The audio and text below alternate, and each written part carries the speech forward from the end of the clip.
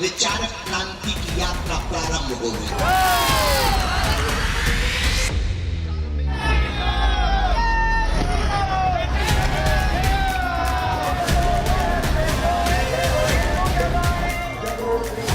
पर इन 10 दिनों में व्यवस्था नहीं, आस्था देखना। इन 10 दिनों में तुम व्यवस्था देखने मत चलना, सनातन का धर्म जो ध्वज देख करके चलना। धक्का लगेगा, थोड़ी दिक्कतें आएंगी, कई बार तुम्हें कंबल ना मिलेंगे, पर तुम हटना नहीं, डटना, तुम उलझना नहीं, सुलझना, तुम चलते रहना, क्योंकि चलोगे नहीं तो हिंदू एक नहीं होगा, और हिंदू एक नहीं होगा तो भारत हिंदू राष्ट्र नहीं होगा। बाबा बागेश्वर का सनातनी रूट, हिंदी राष्ट्र का संकल्प अटूट। ये जो क्रम है,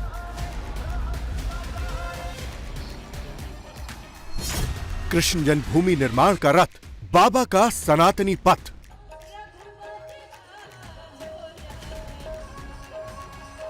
सरकार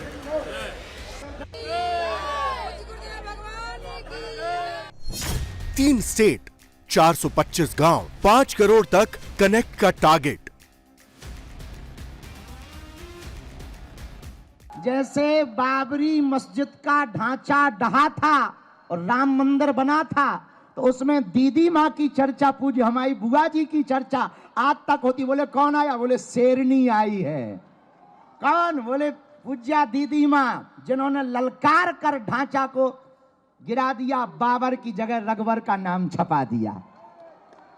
तो कालांतर में जब हिंदू राष्ट्र बनेगा, जब भारत हिंदू राष्ट्र होगा, तो तुम्हारे भी नाती पोता चिल्लाएंगे कि हमारे बब्बा भी पदयात्रा में गए थे।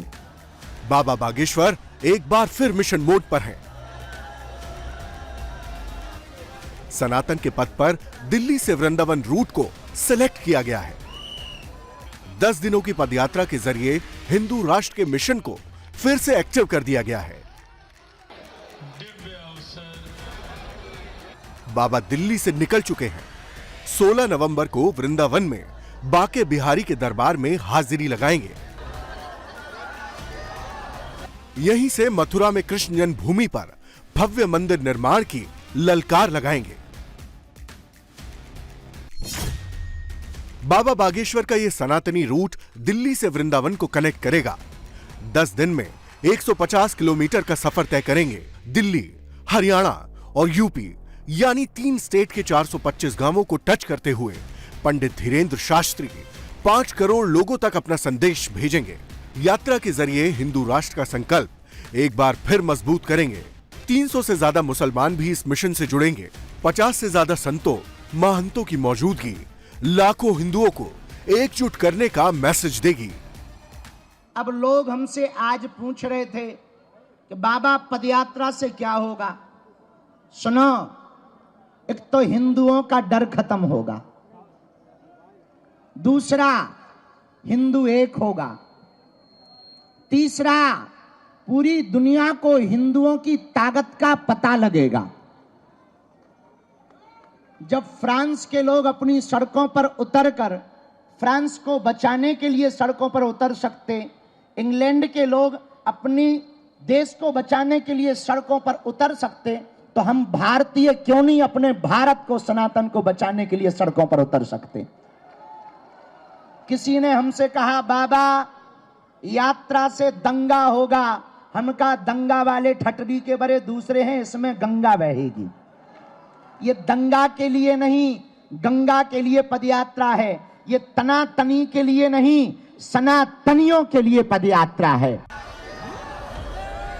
बाबा बागेश्वर ने क्लियर मैसेज दिया है।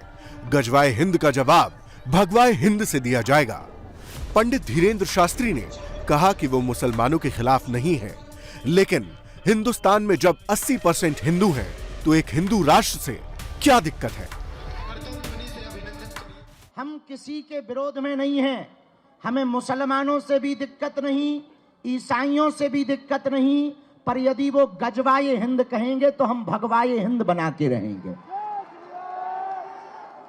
यदि वो सर तन से जुदा करने की बात करेंगे तो जो अभी पाकिस्तान में 9 जगह फटाके फूटे वो उनके, हमारे पास फटाके तो हैं नहीं है पर देश की सेना तो फोड़ ही सकती है।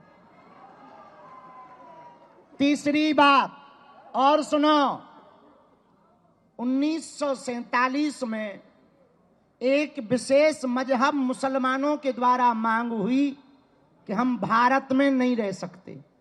अच्छी बात है, उनके लिए अलग टुकड़ा बना दिया, नाम हुआ पाकिस्तान। क्या हुआ? पाकिस्तान। ठीक हुआ, अच्छी बात है, बट ही गया। लेकिन अब जो शेष बचा भारत, उस भारत में जहां 80% हिंदू रहते हैं वो तो हिंदू राष्ट्र हो जाए। जब पाकिस्तान इस्लामिक राष्ट्र हो सकता है, 65 से ज्यादा देश इस्लामिक देश हैं, 95 से ज्यादा देश ईसाइयों के देश हैं, एक देश यहूदियों का है, एक देश बौद्धों का है, तो पूरी दुनिया Burma, Indonesia, Cambodia, Fiji, Mauritius, Bharat, Nepal, इन देशों में रहने वाले हिंदुओं के लिए एक देश होना चाहिए। बाबा बागेश्वर की ये दूसरी पदयात्रा है। इससे पहले वो 21 नवंबर 2024 में बागेश्वर धाम से ओरछा के राजा राम मंदिर के दरबार तक पदयात्रा करते हुए पहुंचे थे। बाबा का प्रण क्लियर है, जब तक हिंदू राष्ट्र नहीं बनेगा वो चैन से नहीं बैठेंगे। बाबा की यात्रा में 2 लाख से ज्यादा लोगों के शामिल होने की बात कही जा रही है। जिस रूट से ये यात्रा निकलेगी वो इलाका अभी सुरक्षा के घेरे में है। रूट पर प्रशासन पूरे लाव लश्कर के साथ तैनात है। भक्तों का जोश हाई है। कृष्ण जन्मभूमि पर भव्य मंदिर के लिए भक्त बाबा बागेश्वर के साथ आवाज बुलंद कर रहे हैं।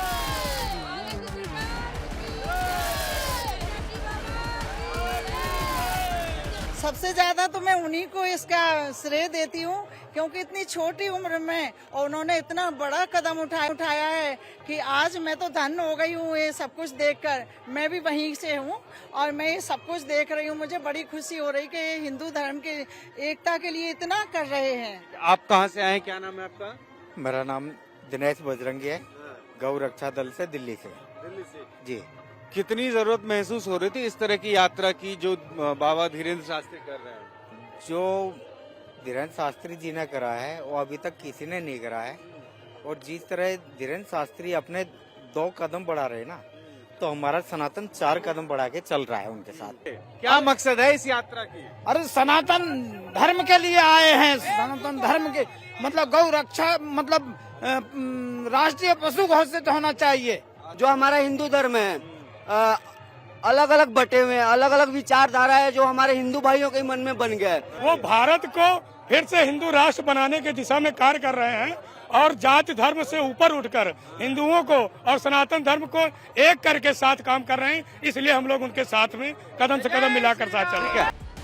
16 नवंबर को बांके बिहारी के दरबार में बाबा बागेश्वर की यात्रा संपन्न हो जाएगी। बाबा के भक्तों की टोली निकल गई है। अगले 10 दिन तक ये पूरा ट्रैक सनातनी आवाज से बुलंद होने वाला है।